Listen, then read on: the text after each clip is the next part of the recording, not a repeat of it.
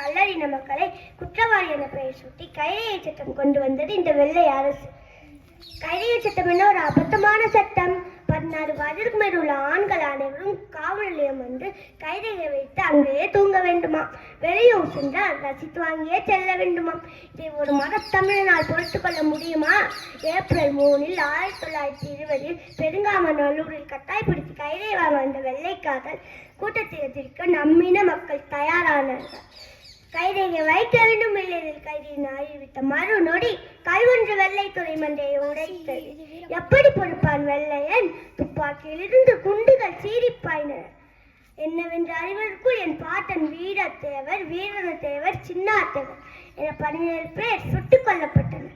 சுடப்பட்ட வீரர்களுக்கு தாகம் தீர்க்க தண்ணீர் கொடுக்கப்படும் மாயக்கால் பற்றி குத்தி கொண்டார்கள். இதை கண்டு நாடு கொதித்தது, போராட்டம் வெடித்தது, குற்ற பரம்பரை சட்டம் நீக்கப்பட்டது.